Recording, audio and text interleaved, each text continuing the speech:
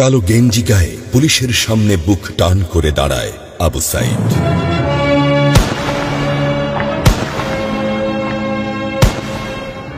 Police তাকে রক্ষা করার বদলে গুলি করে। ঠাস ঠুস কয়েকটা গুলির মধ্যে একটা গুলি লাগে তার কোমরে। খানিকটা ভাঁজ হয়ে যায় শরীর। সম্ভবত সে বুঝতে পারে নাই। ঘাড় ঘুরিয়ে কোমর দেখার চেষ্টা করে একবার, তারপর আবার আগের মতো আবার দুই হাত প্রসারিত করে সিনা টান করে দাঁড়ায়। ডান হাতে ছোট্ট একটা লাঠি। বিশ্ববিদ্যালয়ের প্রধান ফটকের পাশে বেশ কয়েকজন পুলিশ, হাতে রাইফেল, রাইফেলের তাজা গুলি, আবারও গুলির শব্দ। পরে গুলিটা কোথায় লাগলো বোঝা গেল না। তবে আবু সাইদ টলছে। পড়বে পড়বে ভাব, কিন্তু সে সোজা হয়ে দাঁড়ানোর চেষ্টা করছে। গুলি খাওয়ার আগে ফেসবুকে তার শেষ পোস্ট ছিল, যতদিন বেঁচে আছেন মেরুদণ্ড নিয়ে বাঁচুন। সেজন্যই হয়তো গুলি খাওয়ার পরও সোজা হয়ে দাঁড়াতে চাইছিল, কিন্তু পারছিল না। আবু সাইদের মেরুদণ্ড সোজা থাকলেও শরীরটা মাটির দিকে ক্রমশ ঝুলে পড়ছিল।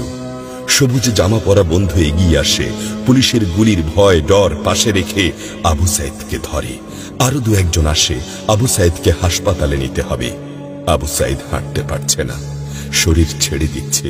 4-5 জন হাত পা ধরে শূন্যে তোলে। আবু সাইদ ঝুলছে আর রক্ত পড়ছে টপ টপ টপ। যে আবু সাইদ কিছুক্ষণ আগেও বুক চিতিয়ে দাঁড়িয়ে কোটা সংস্কার আন্দোলনে নেতৃত্ব দিচ্ছিল, সে এখন শূন্যে ঝুলছে, যেভাবে ঝুলছে মেধাবীদের ভাগ্য। রাত 10টার আগেই বাড়িতে যাওয়ার কথা ছিল আবু সাইদের। মা অপেক্ষা করছে, বোন অপেক্ষা করছে। তখনও তারা জানে না আবু সাইদের মৃত্যু সার্টিফিকেট লিখছে কর্তব্যরত ডাক্তার। নাম আবু সাইদ, পিতা মকবুল, ঠিকানা বাবনপুর, পীরগঞ্জ, রংপুর। বয়স 25। মৃত্যু কারণ আগমনের সময় মৃত্যু।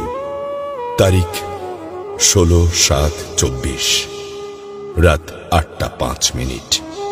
Serial number 240434, Rangpur medical college হাসপাতাল। পরিবারের একমাত্র শিক্ষিত ছেলেটা খুন হয়ে গেছে। মা যখন জানল দুনিয়া কি আর ঠিক আছে তার কাছে, বিলাপ করে বলে, আমার ছেলেরে চাকরি না দিবি না দে, গুলি করলো কেন? বোন সুমি আর্তনাদ করে বলে, 3টা গুলি কেন আমারে করলো না? আবু সাইদ ফেসবুকে আরো লিখেছিল, যদি আজ শহীদ হই তবে আমার নিথর দেহটা রাজপথে ফেলে রাখবেন। ছাত্র সমাজ যখন বিজয় মিছিল নিয়ে ঘরে ফিরবে, তখন আমাকেও বিজয়ী ঘোষণা করে দাফন করবেন। একজন পরাজিতের লাশ কখনো তার মা বাবা গ্রহণ করবে না।